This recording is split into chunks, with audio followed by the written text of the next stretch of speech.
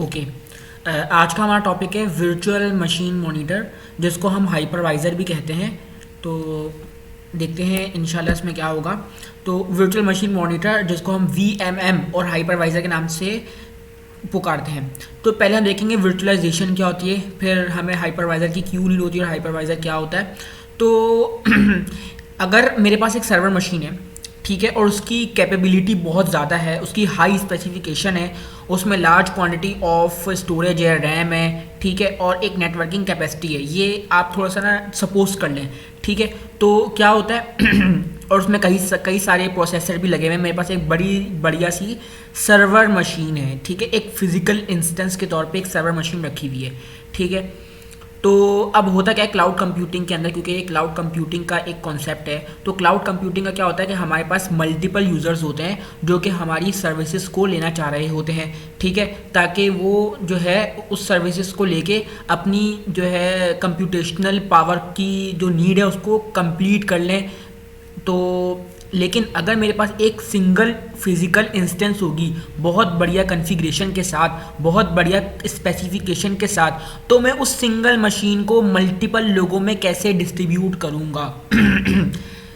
This was the problem कि I can not allot a single machine to many users at a time. एक single time frame के अंदर मैं एक single instance को, जिसकी बेशक पावर बहुत ज़्यादा हो, उसको मल्टीपल लोगों में डिस्ट्रीब्यूट नहीं कर सकता। तो यहाँ से हमारे पास वर्चुअलाइजेशन का कॉन्सेप्ट आया। वर्चुअलाइजेशन जो है वो एक वर्चुअल सिस्टम हमारा क्रिएट कर देगा, ठीक है, जिस पे हम मल्टीपल ऑपरेटिंग सिस्टम जनरेट कर सकते हैं हमारे सर्वर मशीन के ऊपर, ठीक है। तो यहाँ से हमारे पास वर्चुअलाइजेशन का कॉन्सेप्ट आया कि हम वर्चुअलाइजेशन के थ्रू इस जो हमें प्रॉब्लम महसूस हो रही है, इस प्रॉब्लम से निपट सकते हैं, ठीक है। तो इस प्रॉब्लम को सॉल्व करने के लिए हमने अपनी उस सर्वर मशीन के ऊपर, जिसके पास लार्ज क्वांटिटी ऑफ स्टोरेज है, रैम है, नेटवर्किंग है, ठीक है, नेटवर्किंग कैपेसिटी है, कई प्रोसेसर लगे हुए हैं, उसके ऊपर एक सॉफ्टवेयर हमने इंस्टॉल किया, उसको एक हमने सॉफ्टवेयर दिया जिसका नाम हाइपरवाइज़र था, ठीक है। हाइपरवाइज़र क्या करता है? हाइपरवाइज़र एक वर्चुअल मशीन मॉनिटर कहलाता है, जो कि हमारे सर्वर मशीन के अंदर मौजूद होता है। उसको हम सर्वर मशीन में इंस्टॉल करते हैं और वो हमारी क्या करता है, वर्चुअल मशीन को क्रिएट करता है, वर्चुअल मशीन को रन करवाता है। ठीक है, वर्चुअल मशीन को क्रिएट कराता है और we can create multiple virtual machine, और हर वर्चुअल मशीन का अपना अपना ऑपरेटिंग सिस्टम होगा, ठीक है। तो हर वर्चुअल मशीन का अपना अपना ऑपरेटिंग सिस्टम होगा। तो हमें यहाँ से बात पता लगी कि हमारे पास एक सॉफ्टवेयर होगा जिसका नाम हाइपरवाइज़र होगा। हाइपरवाइज़र एक प्रोग्राम है, एक सॉफ्टवेयर है जिसको हम यूज़ करते हैं ताकि हम वर्चुअल मशीन बना सकें, ठीक है। तो हम उस अपने सर्वर को वो हाइपरवाइज़र नामी सॉफ्टवेयर दे देंगे, ठीक है। तो उसकी मदद से हम मल्टीपल और मैनी वर्चुअल मशीन क्रिएट कर सकते हैं उस सिंगल इंस्टेंस के अंदर, उस सिंगल क्या कहते हैं सर्वर के अंदर, सर्वर मशीन के अंदर, ठीक है। तो हमें ये बात पता लगी we can create multiple VM on that server machine by using hypervisor, ठीक है। तो अब यहाँ पे आता है कि जिस सर्वर के ऊपर हम हाइपरवाइज़र को इंस्टॉल करते हैं उसको हम होस्ट मशीन कहते हैं, ठीक है। होस्ट मशीन को कहते हैं जिस पर हम हाइपरवाइज़र को क्रिएट करते हैं। हमारी जो सर्वर मशीन होती है, ओरिजिनल मशीन होती है, जिस पे हम मल्टीपल वर्चुअल मशीन बनाएंगे, जिस पे वर्चुअल मशीन बनेगी, उसको हम होस्ट मशीन कहते हैं, ठीक है। इस और जो वो वर्चुअल मशीन क्रिएट होती हैं उनको हम गेस्ट मशीन कहते हैं, ठीक है।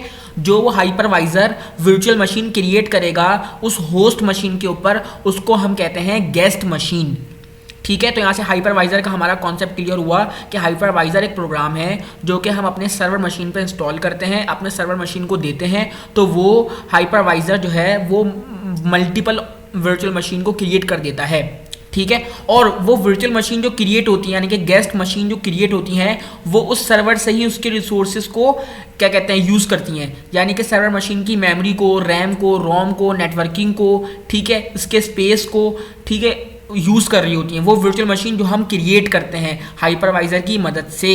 तो हाइपरवाइज़र को हम वर्चुअल मशीन मॉनिटर क्यों कहते हैं? क्योंकि वो मॉनिटरिंग भी कर रही होती है कि वर्चुअल मशीन जो क्रिएट हुई हैं वो अपने अपने रिसोर्सेज को सही तरह यूज़ कर रही हैं, ठीक है, या नहीं कर रही। ये जो एक मॉनिटरिंग करने वाला काम है ये भी हाइपरवाइज़र खुद ही कर रहा होता है, और जब हम वर्चुअल मशीन बन जाती है तो भी हाइपरवाइज़र सिस्टम के अंदर सर्वर के अंदर मौजूद होता है और हर वर्चुअल मशीन का अपना अपना ऑपरेटिंग सिस्टम भी हो सकता है। ठीक है, तो यहाँ से हमारे पास कॉन्सेप्ट आया था किसका, हाइपरवाइजर का। अच्छा, हमारे पास दो तरह के हाइपरवाइजर हैं, टाइप 1 हाइपरवाइजर जिसको हम बेयर मेटल भी कहते हैं और नेटिव हाइपरवाइजर भी कहते हैं, और टाइप 2 हाइपरवाइजर जिसको हम होस्टेड हाइपरवाइजर कहते हैं। अब हम ये देखेंगे टाइप 1 टाइप 2 में क्या डिफरेंस है और ये क्या है। ठीक है, तो टाइप 1 की जब हम बात करते हैं तो टाइप 1 हम डायरेक्टली अपने हार्डवेयर के ऊपर इंस्टॉल करते हैं। टाइप 1 हाइपरवाइजर, टाइप 1 इसका नाम है, टाइप 1 इसका नाम है। टाइप 1 हाइपरवाइजर को हम डायरेक्टली रन करते हैं और इंस्टॉल करते हैं अपने हार्डवेयर के ऊपर। ठीक है, और उस हाइपरवाइजर के थ्रू हम multiple operating system virtual machine create कर लेते हैं, अपने गेस्ट ऑपरेटिंग सिस्टम क्रिएट कर लेते हैं। ठीक है, टाइप 1 में तो हमें बात समझ में आ गई कि हम अपने हार्डवेयर के ऊपर डायरेक्टली हाइपरवाइजर को इंस्टॉल करेंगे और हाइपरवाइजर जो है वो गेस्ट ओएस क्या करेगा, क्रिएट कर लेगा। अब टाइप 2 में क्या होता है, टाइप 2 के अंदर हमारे पास क्या होता है कि हम जो है अपने सर्वर मशीन जो होती है हमारे पास, सर्वर मशीन पे हमारे पास कोई ना कोई ऑपरेटिंग सिस्टम इंस्टॉल होता है और उस ऑपरेटिंग सिस्टम पे हम हाइपरवाइजर इंस्टॉल करके फिर hypervisor multiple operating system create कर लेता है। तो टाइप 2 हाइपरवाइजर जो है वो हमारे होस्ट के ओएस पे अंडर चलता है, होस्ट के अंडर रन होता है। ठीक है, होस्ट के ओएस के अंदर रन होता है, मींस जो सर्वर होता है, सर्वर के ऊपर हम जो है उस सर्वर के अंदर हम ऑपरेटिंग सिस्टम डालेंगे, विंडोज़, लिनक्स, यूबंटू। ठीक है, तो वो होस्ट ओएस कहलाएगा। ठीक है, क्योंकि वो होस्ट मशीन पे इंस्टॉल हो रहा है, तो उस होस्ट मशीन के ऊपर, उस होस्ट मशीन में जो होस्ट ओएस डाला है हमने, उस होस्ट ओएस के ऊपर हम हाइपरवाइजर को इंस्टॉल करेंगे, रन करेंगे, और वो हाइपरवाइजर जो है वो क्या करेगा, वर्चुअल मशीन को क्रिएट कर लेगा। ठीक है, तो hypervisor install on host OS and then virtual machine will be created, simple. तो यहाँ मैंने डायग्राम के थ्रू भी समझाया हुआ है। ठीक है, पहले हम टाइप 1 को देखते हैं। टाइप 1 को हम नेटिव बेयर मेटल भी कहते हैं। तो हम क्या करते हैं कि हम अपने हार्डवेयर के ऊपर डायरेक्टली हाइपरवाइजर को इंस्टॉल करते हैं, यानी कि हमारा हार्डवेयर है, हार्डवेयर के ऊपर हम हाइपरवाइजर को इंस्टॉल करेंगे और वो हाइपरवाइजर अपना काम करेगा। क्योंकि हाइपरवाइजर को हम क्यों यूज़ करते हैं, हाइपरवाइजर को हम वर्चुअल मशीन को क्रिएट और रन करने के लिए यूज़ करते हैं। तो हाइपरवाइजर वही करेगा कि मल्टीपल गेस्ट ओएस को क्रिएट कर देगा। और टाइप 2 में क्या होता है, जिसको हम होस्टेड कहते हैं, इसको हम होस्टेड इसलिए कहते हैं कि पहले हार्डवेयर के ऊपर हमारे पास ऑपरेटिंग सिस्टम होता है। ठीक है, क्योंकि ये होस्ट मशीन के ऊपर ऑपरेटिंग सिस्टम इंस्टॉल होता है तो उसको हम होस्ट ओएस कहते हैं, और उस होस्ट ओएस के ऊपर हम हाइपरवाइजर को इंस्टॉल करते हैं और वो हाइपरवाइजर अपना काम करते हुए मल्टीपल गेस्ट ओएस क्रिएट कर देता है। तो टाइप 1 और टाइप 2 में ये फ़र्क है। ठीक है, फिर आता है dual mode operation. Dual mode operation को हम यहाँ पे मकसद क्या है डुअल मोड ऑपरेशन का, डुअल मोड ऑपरेशन क्या करता है, डुअल मोड ऑपरेशन अलाउ करता है ऑपरेटिंग सिस्टम को कि वो अपने आप को प्रोटेक्ट रखें।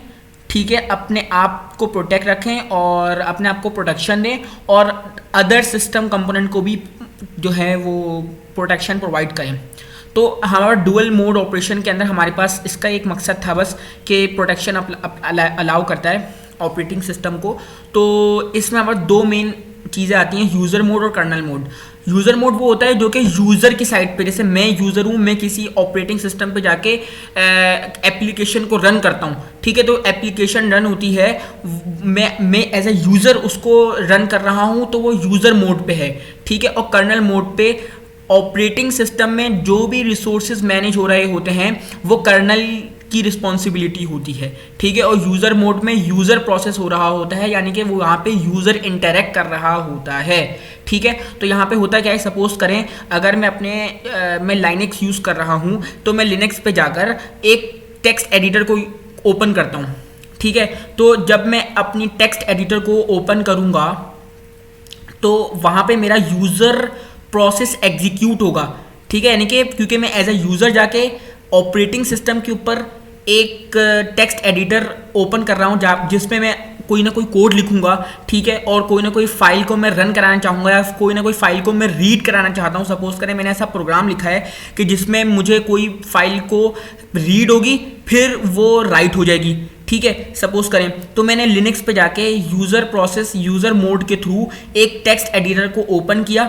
ठीक है, तो यहाँ पे जब मैं उसको रीड कराने जाऊँगा तो यहाँ पे रीड का फंक्शन कॉल होगा, तो वो एक सिस्टम कॉल कहलाएगी जो कि कर्नल के पास जाएगी और कर्नल उसको रीड करके राइट करके यहाँ से दोबारा मेरे पास भेज देगा। तो जब एक सिस्टम कॉल जाती है, जब एक सिस्टम कॉल जाती है बाय द यूज़र, ठीक है, तो एक ट्रैप होता है, एक इंटरप्ट क्रिएट होता है। तो यहाँ पे हमारे पास क्या होता है, बिट 1 जो होती है वो बिट 0 में कन्वर्ट हो जाती है।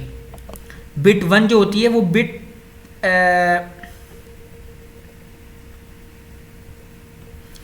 1 जो है, यहाँ पे हम जब यहाँ से यहाँ जाएंगे और यहाँ पे मेरे पास रीड का ऑप्शन होगा कि सपोज करें मुझे रीड का फंक्शन चलाना है, तो मैंने ऐसा प्रोग्राम लिखा टेक्स्ट एडिटर पे कि वो रीड के लिए जाएगा। तो जब वो रीड के लिए जाएगा और सिस्टम कॉल होगी कर्नल के ऊपर, क्योंकि अब यहाँ पे वो कर्नल का काम आ जाएगा, यहाँ पे वो ऑपरेटिंग सिस्टम की रिसोर्सेज को मैनेज करने का काम आ जाएगा, ठीक है। तो यहाँ पे एक ट्रैप होगा, एक इंटरप्ट क्रिएट होगा, जो कि मेरे पास मॉड जो बिट 1 थी मॉड की, वो अब क्या हो जाएगी, बिट 0 हो जाएगी, ठीक है। और वो फाइल को रीड करके राइट करने, अब राइट की तरफ जाएगा, तो राइट वो हमें यहाँ पे जो है शो करवा देगा। सिस्टम कॉल जो है वो रिटर्न आ जाएगी रिजल्ट लेकर, जो कि मैं रीड और राइट कराना चाह रहा था, ठीक है। तो रीड होके राइट होके आ जाएगी यहाँ पर। तो ये हमारे पास काम हो जाएगा। तो जैसे ही वो यहाँ पे 1 हो गया था, तो जैसे ही वो यहाँ पे सिस्टम कॉल लेके जाएगी, तो अब वो दोबारा क्या हो जाएगा, यहाँ पे 0 हो गया, तो वहाँ जाके ये दोबारा 1 हो जाएगा, ठीक है। तो हमने ये चीज़ देखना है। मैं आपको एक छोटा सा दोबारा बताता हूँ सेंट्रल आइडिया क्या था। हमारे पास यूज़र मोड और कर्नल मोड होता है। यूज़र मोड जो है वो यूज़र की तरफ से हो रहा होता है। जैसे मैं एक यूज़र जाके टेक्स्ट एडिटर को ओपन करूँगा किसी भी ऑपरेटिंग सिस्टम के अंदर, तो वो प्रोसेस जो हो रहा होगा वो यूज़र मोड में हो रहा होगा, और कर्नल मोड में वो तमाम प्रोसेसेस होते हैं जो कि ऑपरेटिंग सिस्टम मैनेज कर रहा होता है, और प्रोसेसर जो है वो इन दोनों के दरमियान में होता है, ठीक है। तो अब क्या होता है कि जब यूज़र कोई एप्लीकेशन को ओपन करता है और वहाँ पे कोई प्रोग्राम लिखता है, वहाँ पे कोई काम करना चाह रहा है, तो सिस्टम कॉल जो है वो कर्नल मोड पर जाती है, और कर्नल मोड से उस रिसोर्स को मैनेज करती है, उस रिसोर्स का जगह लेती है, उस रिसोर्स के लिए प्रोसेस करती है, और सिस्टम कॉल रिटर्न हो जाती है और यूज़र को उसका रिजल्ट मिल जाता है। तो यहाँ पे हमारे पास बिट चेंज हो रही होती है, यानी कि बिट 1 से 0, फिर 0 से 1, बट 0 से 1, 1 से 0, इस तरह काम हो रहा होता है 0 और 1 पे। तो हमारे पास ये यूज़र मोड और कर्नल मोड था। अच्छा, अब आता है टेक्निक्स फॉर द वर्चुअलाइजेशन। अच्छा, हमारे पास 2 तरह की टेक्निक्स हैं, एक है फुल वर्चुअलाइजेशन, एक है फुल वर्चुअलाइजेशन, और एक है पैरा वर्चुअलाइजेशन। इसको हम देखेंगे, इसको मैं डायग्राम के थ्रू समझाऊंगा, बहुत आसान है। फुल वर्चुअलाइजेशन को हम टाइप 1 और नेटिव बेयर मेटल की ही जैसी है, जो मतलब हमने ऊपर पढ़ा था टाइप 1 हाइपरवाइजर, उसी की तरह हमारे पास फुल वर्चुअलाइजेशन भी है, ठीक है। लेकिन इसमें थोड़ा सा डिफरेंट है नॉलेज का, वो मैं आपको बताता हूँ। वो हमने ये बात देखी थी कि हमारे पास टाइप 1 हाइपरवाइजर के अंदर हार्डवेयर के ऊपर हाइपरवाइजर इंस्टॉल होगा, ठीक है।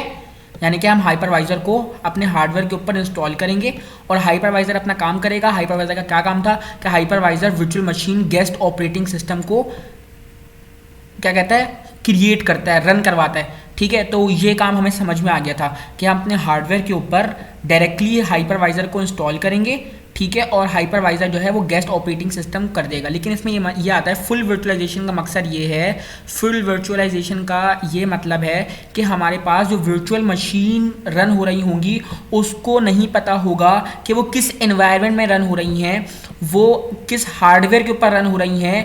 वर्चुअल मशीन इस चीज़ की नॉलेज नहीं होने देगा, किसको, गेस्ट ऑपरेटिंग सिस्टम को।